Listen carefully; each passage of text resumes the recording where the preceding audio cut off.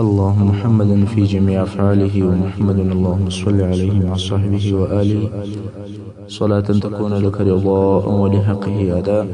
أما بعد، رسول صلى الله عليه وسلم د سیرت شپږویشتمه برخه.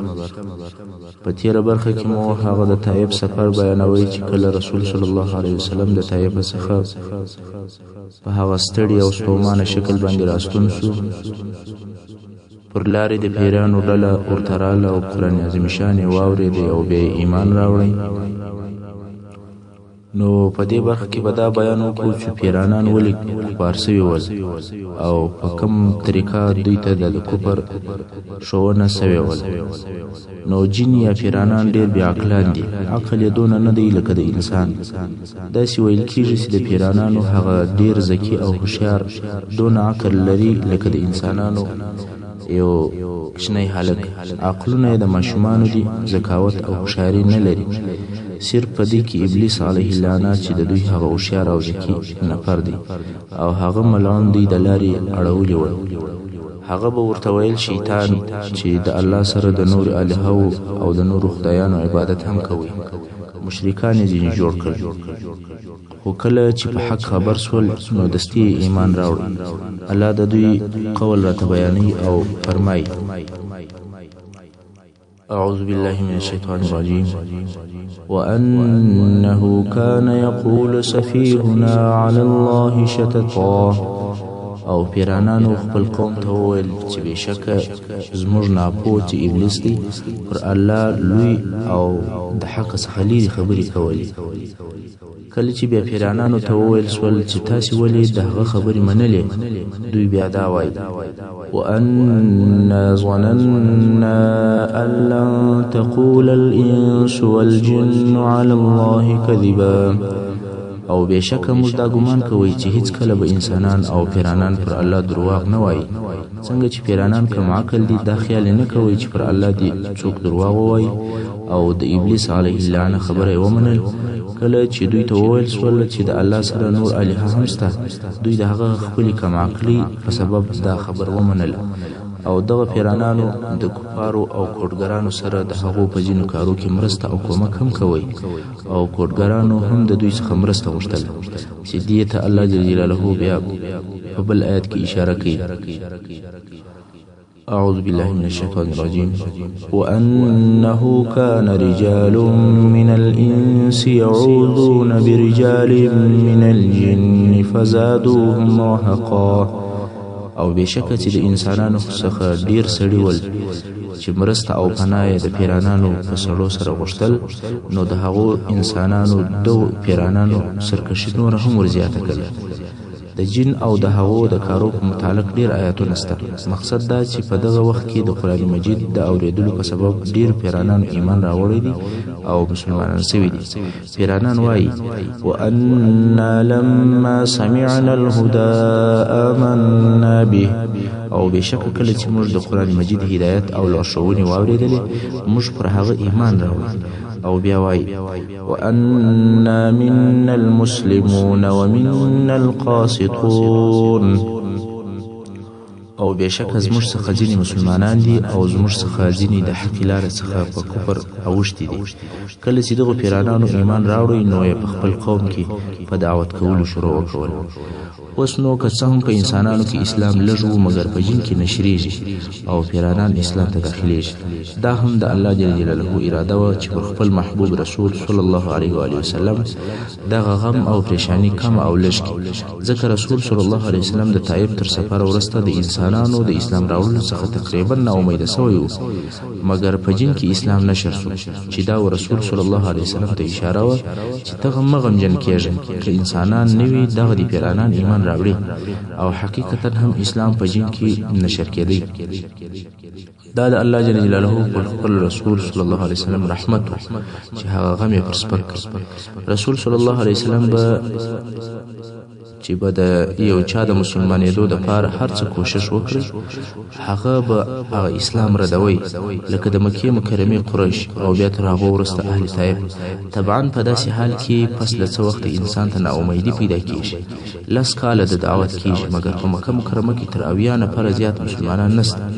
رسول صلی الله علیه وسلم غمجن او د دې څخه یې بیره وه چې د دعوت په کار کې زما له طرفه کومه کوتاهي نه وي سوې، نو ځکه الله جل جلاله دغه غم پر خپل حبیب سپر کوي او په حق سره دغه واقعه او حادثه د رسول صلی الله علیه وسلم دپاره نصرت و چې له غیبه څخه ورته راغلی. اوس نو په دغه نصرت او دغه زیري سره د رسول صلی الله علیه وسلم څخه هغه د غم او د ناامیدۍ تورې ورځې کمې او لیرې سولې چې د طائف له سفره څخه د رسول صلی الله علیه وسلم سره ملګري وي. اوس نو نبی علیه الصلاة والسلام بیرته د مکې مکرمې د تګ عزم او قصد وکړي چې هلته به په نوي شوق او په کوشش سره پر خلکو اسلام عرضوم او الهي رسالت به خلکو ته رسوم. په دغه وخت کې زید ابن حارثه رضی الله عنه ورته وویل یا رسول الله څنګه بیرته قریش ته ورځې او هغو ته د مکې مکرمې څخه وایستلې؟ رسول صلی الله علیه وسلم مبارک وفرمایل یا زید الله جل جلاله د دې مشکلاتو او د تکالیفو څخه د خلاصون لار پیدا کوي او الله جل جلاله د خپل دین ناصر دی او د خپل نبی کامیابه کوونکی دی. اوس رسول صلی الله علیه وسلم مکې مکرمې ته نږدې سو، خدا تشویش ورسره سته که چیرې مکې مکرمې ته ولاړ سي هلته که هر څوک وغواړي چې رسول صلی الله علیه وسلم ته ازار ورکړي نو ازار ورکولی سي او د رسول صلی الله علیه وسلم د دفاع دپاره څوک نسته. د څه وخت دپاره غار حرا ته ولاړی او هلته کښېنسته او بیا یې وخود د خزاعه د قبیلې و یو نفر ته چې اخنس ابن شریق نومېدی و هغه ته یو نفر ورواستوي چې د هغه څه د رسول صلی الله علیه وسلم دپاره جوار وغواړي. د جوار تفصیل خو مخکې درته بیان شو، یعنی پناه او ساتنه وغواړي. دا جوار به هغه چا غوښتی چې قوم بې نه درلوده، ضعیف او بې کسب و، نو به یې د یو قوي نفر څخه جوار وغوښتی او بیا به یې د هغه په ساتنه کې ژوند کوي. که دغه جوار نه وی قانون د جنګله و، هر زورور به کمزوری خوړی. اوس رسول صلی الله علیه وسلم قوم لري خو هغه خپل قوم تکلیف او ازار ورکوي او هغه د صلی الله علیه وسلم دفاع نه کوي. کوم چې د رسول صلی الله علیه وسلم سره په ټول قوم کې دفاع کوله هغه د رسول صلی الله علیه وسلم اکا ابو طالب او هغه هم وفات شوی. نو ځکه اوس رسول صلی الله علیه وسلم د بل چا څخه جوار غواړي، ځکه که د یو قوي نفر جوار وي نو هر رزیل او اوباش او لچک سړی و رسول صلی الله علیه وسلم ته اهانت او سپکاوی نشي رسولی. نو د اخنس ابن شریق څخه جوار وغوښتی، مګر اخنس وویل زه د قریشو په مقابل کې چاته جوار نسم ورکولی، چې دا په حقیقت کې د رسول صلی الله علیه وسلم د غوښتنې ردول او نه منلو. رسول صلی الله علیه وسلم بیا فکر وهي چې د قریشو د سردارانو څخه به څوک د جوار ورکړي. نو یې سهیل ابن عمر ته نفر ورولېږي. سهیل هغه څوک دی چې په وروسته کې بیا د حدیبیې صلح لیکي او د مکې مکرمې د سردارانو څخه دی. رسول صلی الله علیه وسلم د دغه سهیل څخه جوار وغوښتی. سهیل وویل زه د بني عامر څخه یم او بني عامر پر بني کعب باندې جوار نه ورکوي. د سهیل د طرفه هم رد او منفي جواب راغی. رسول صلی الله علیه وسلم فکر کوي چې څوک به ماته جوار راکړي. بیا مطعم ابن عدي ته نفر ورولېږي.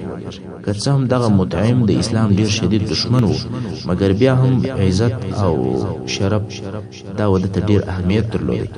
کله چې ده ته وویل شول چې رسول صلی الله علیه وسلم ستا څخه جوار غواړي، دی هم موافق شو، والقبول مې ده. رسول صلی الله علیه وسلم ته حال ولري چې هو ته زما په جوار او په ساتنه کې ساتم دي. او بیا خپل قوم او زامن راوغوښته او الاسلحه مو در واخیست او د کعبې شریفې په کنجانو ودرېدل. علما محمد صلی الله علیه وسلم ته جوار ورکړی. بیا رسول صلی الله علیه وسلم ته نفر ولېږي چې مکې مکرمې ته داخل شي. رسول صلی الله علیه وسلم هم د زید ابن حارثه رضی الله عنه سره مکې مکرمې ته داخل شو تر څو چې مسجد حرام ته ورسېدی. مطعم ابن عدي پر خپل بوده باندې سپور دی او په لوړ आवाज غږ کوي یا معشر القریش، ما محمد صلی الله علیه وسلم ته جوار ورکړی دی، نه غواړم چې څوک تیری او تجاوز پر وکړي. رسول صلی الله علیه وسلم حجر اسود ته ورغلی، هغه یې مسح کړ، طواف یې پر وکوی او 2 رکعاته لمونځ یې ادا کړ. بیا خپل کور ته رهي شو. مطعم ابن عدي او د زامن په اسلحه مسلح په پسیري تر څو چې رسول صلی الله علیه وسلم کور ته ننوت. او په دغه وخت کې ابو جهل د مطعم ابن عدي څخه پوښتنه وکړه، ولته د محمد تابع که مجیر؟ غواړي چې ځان ته اوس معلومات وکړي یعنی تابع یعنی مسلمان شوی او که د جوار ورکړی. مطعم ابن عدي وویل جوار مې ورکړی. ابو جهل ملعون وویل که دې ویلي وای چې تابع یم والله دغه اوس په جنګ درسره خبر سوي وای مګر داسې جوار دې ورکړی دی دا ستا کار. تر دې وروسته رسول صلی الله علیه وسلم په مکه مکرمه کې د مطعم ابن عدي په جوار کې ژوند کوي او د رسول صلی الله علیه وسلم د مطعم دغه نیکی همیشه په یاد و.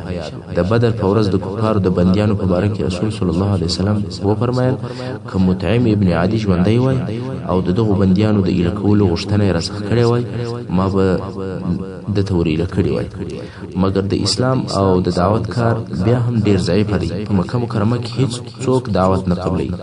رسول صلی الله علیه وسلم فکر کوي چې تر مکې مکرمې د باندې یو څوک پیدا کړي چې د اسلام د قوت دپاره د مرسته او ملګرتیا وکړي او دغه مرسته کوونکی که د هره قومه او د هره قبیلې وي او که هر ځای وي خو دا مهمه نه ده.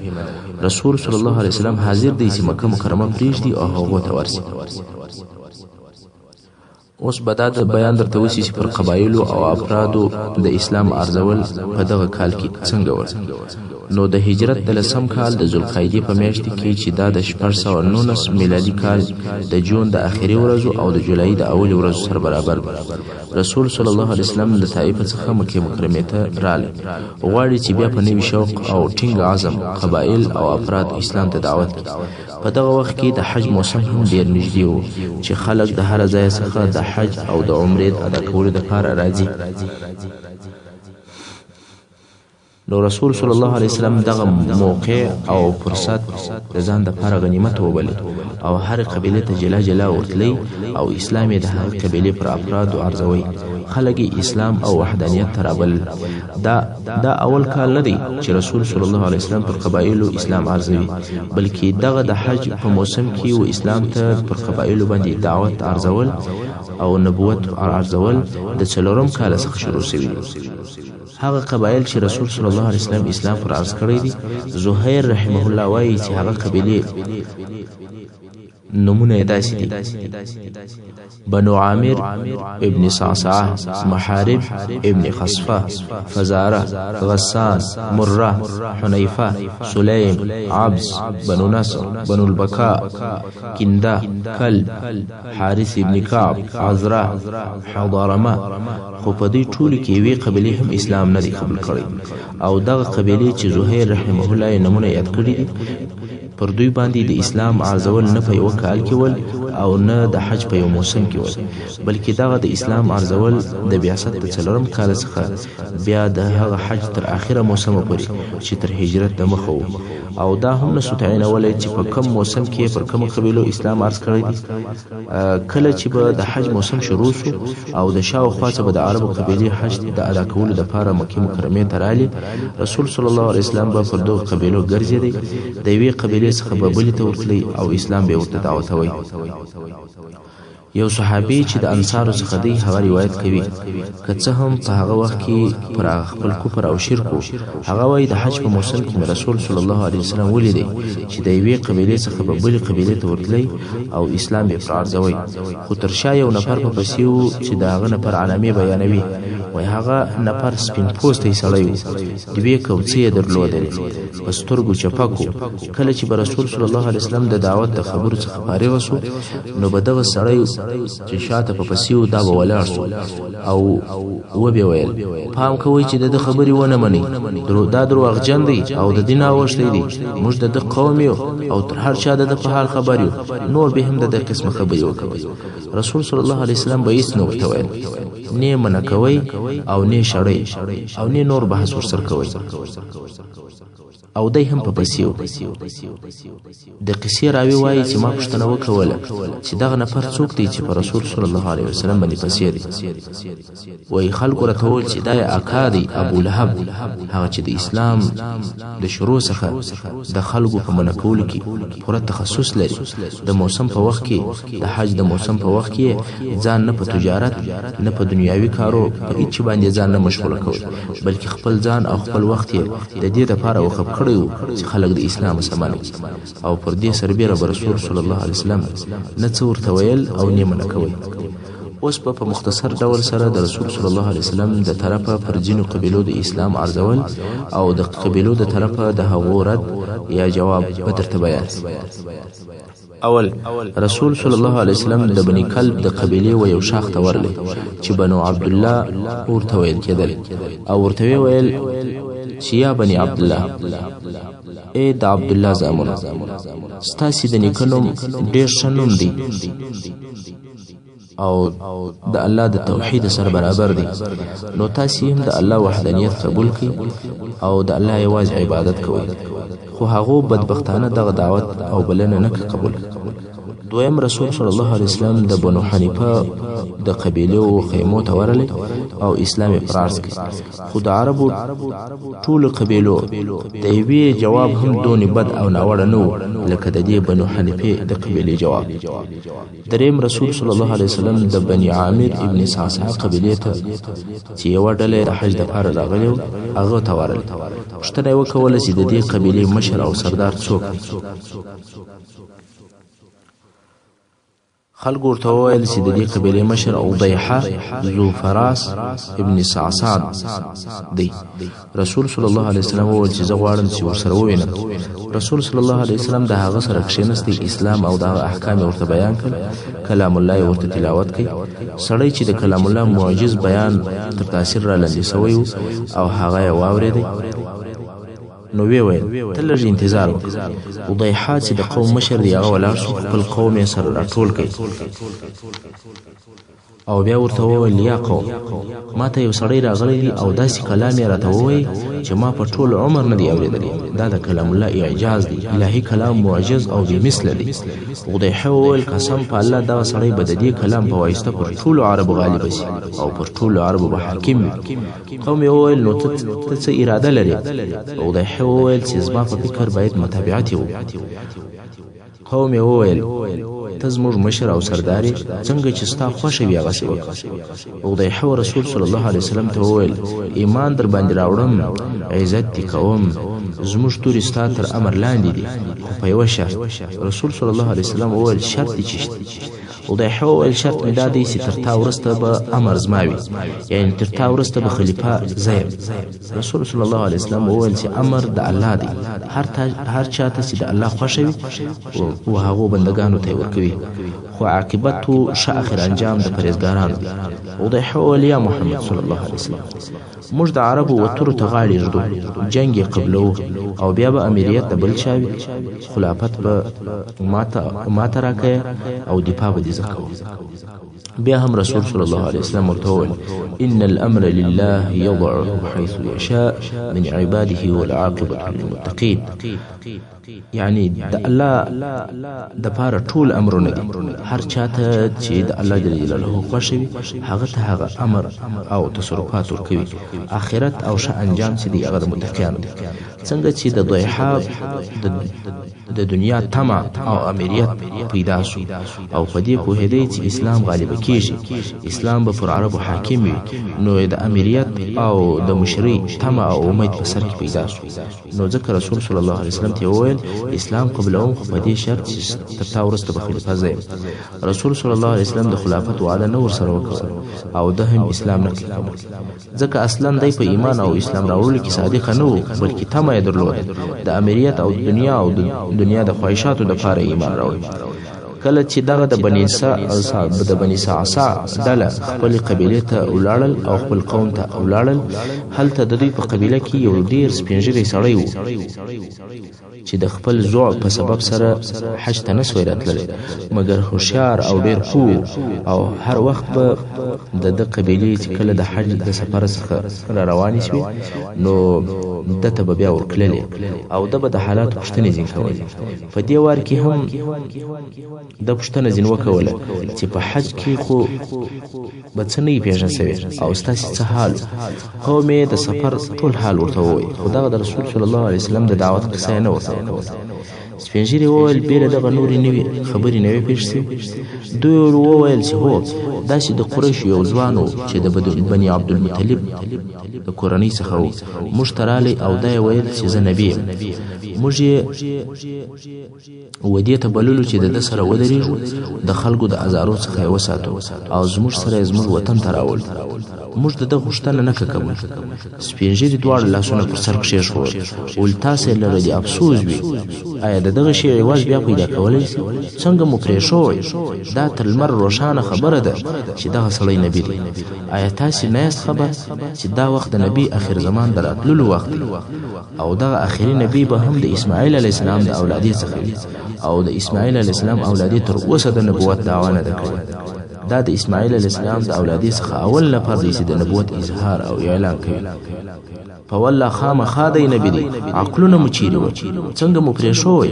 خو د سپین ږیري خبرې چا نه قبلول او د دوی د لاسه هغه ابدي عزت ووتی.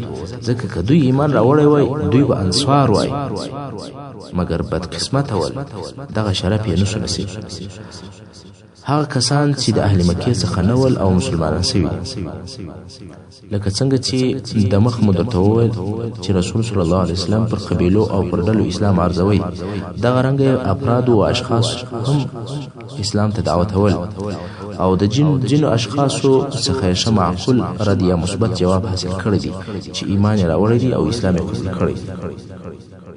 اوس به د هغو نفرو د جملې څخه چې په انفرادي ډول سره ایمان راوړی دی د څو نفرو قصې او د اسلام راوړلو حالت درته بیان.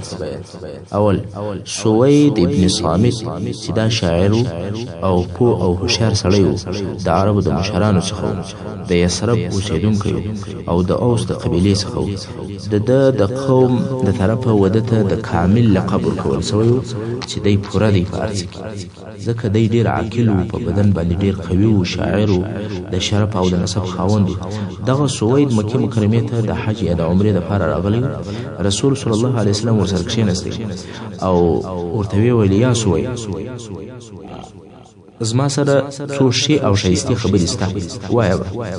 سوید وویل نه غواړم چې وایم، ځکه زما سره تر هغو خبرو چې ستا سره دي ښې خبرې را سره سته.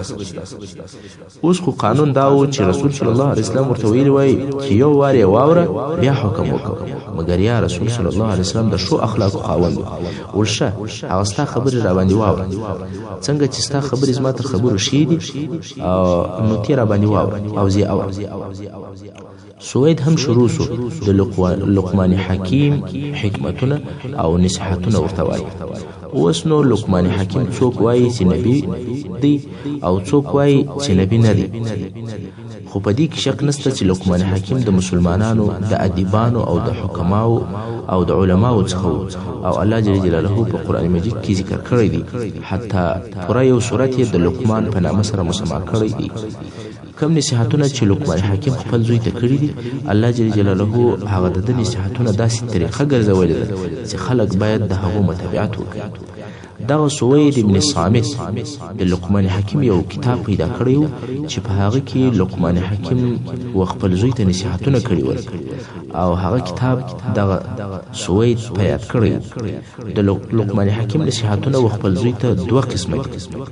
یو قسم یې یوازې په توحید او د الله په وحدانیت کې دي چې مثال یې دغه آیات چې الله جل جلاله په سورة لقمان 14 نمبر آیات کې فرمایي: اعوذ بالله من الشیطان الرجیم وَإِذْ قَالَ لُقْمَانُ لِابْنِهِ وَهُوَ يَعِظُهُ يَا بُنَيَّ لَا تُشْرِكْ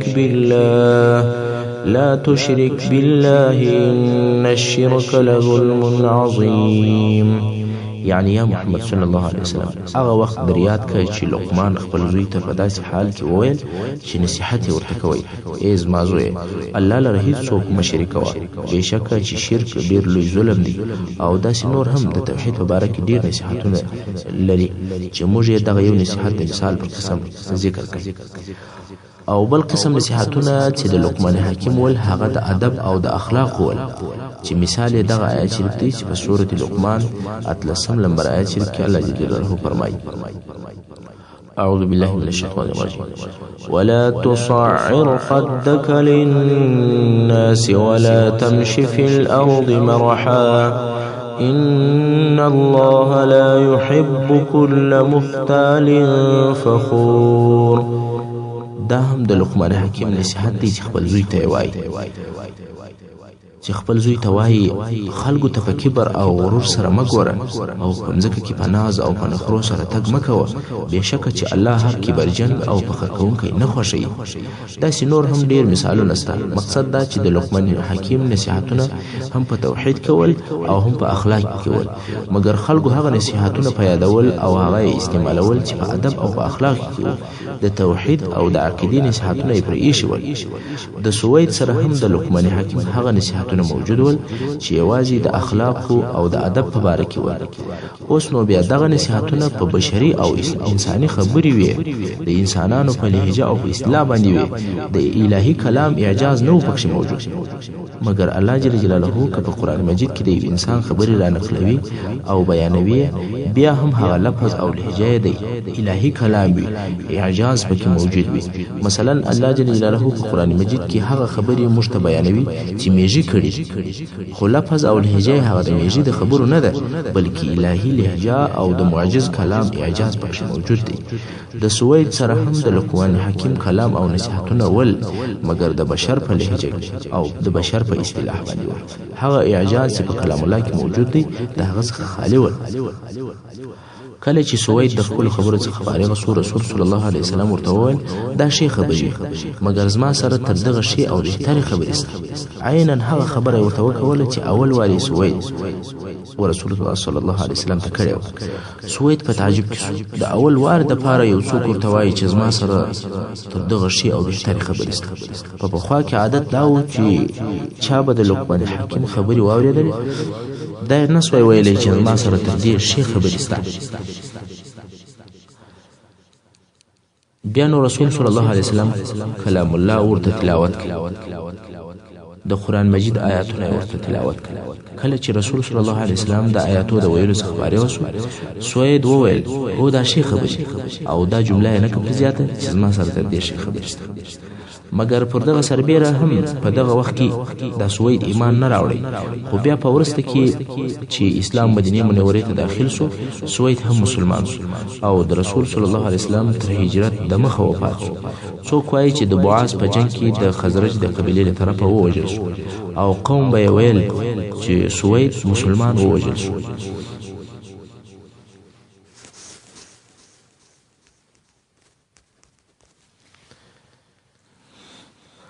دویم نفر هغه ایاس ابن معاذ چې نوی ځوان و او د یثرب د اوسیدونکو څخه و او د اوس د قبیلې څخه و. د ایمان راوړلو قصه دا ده چې په یثرب یا مدینه شریفه کې پر یهودو سربیره د عربو دوی قبیلې هم اوسېدلې چې یوه د اوس قبیله وه او بله د خزرج قبیله وه، او د دې دوو قبیلو په مابینځ کې به همیشه جنګونه کېدل. د اوس قبیله نسبت د خزرج قبیلې ته د نفرو په شمېر څه کمه او لږ وه. په دغه وخت کې چې د بعثت یا د نبوت د 11 کال شروع، هلته په یثرب کې د دغه دوو قبیلو په مابین کې د دشمنی اورونه بل ول، چې دا هغه مشهوره جنگ چې د جنگ بعاث په نامه سره یادېږي د هغه شروع او مقدمه وه. په دې وخت کې د اوس قبیلې چې شمېر یې په حساب باندې د خزرج تر قبیلې لږ و، یوه ډله یې مکې مکرمې ته قریشو ته راولېږل چې د خزرج په مقابل کې زموږ سره اتحاد او اتفاق وکړي، زموږ معاهدین او کمکیان سي. کله چې رسول صلی الله علیه وسلم په دغه ډله خبر شو چې مکې مکرمې ته راغلي دي، نو رسول صلی الله علیه وسلم ورته راغلی او ورته ویل آیا تر دغه شي چې تاسې د هغه دپاره راغلي یاست ښه او بهتر شی نه در وښیم؟ هغه وویل هغه چیش دی؟ رسول صلی الله علیه وسلم ورته وفرمیل زه رسول الله یم، الله زه خپلو بندګانو ته رالیږلی یم چې یوازې د الله عبادت ته یې راوبولم او د هغه الله سره بل هېڅوک شریک ونه بولي. الله پر ما کتاب نازل کړی دی. بیا د اسلام احکام ورته بیان کړل، قرآن مجید یې ورته تلاوت کوي. ایاس ابن معاذ وویل یا قوم دغه شی والله تر هغه بهتر دی کوم چې د هغه دپاره موږ راغلي یو. خو د ده د ډلې څخه یو نفر چې ابوالحیصر ورته ویل کېدل او نوم یې انس ابن رافع و، د خاورو څخه یو موټ ډکی او ایاس یې پر مخ په وویشتی.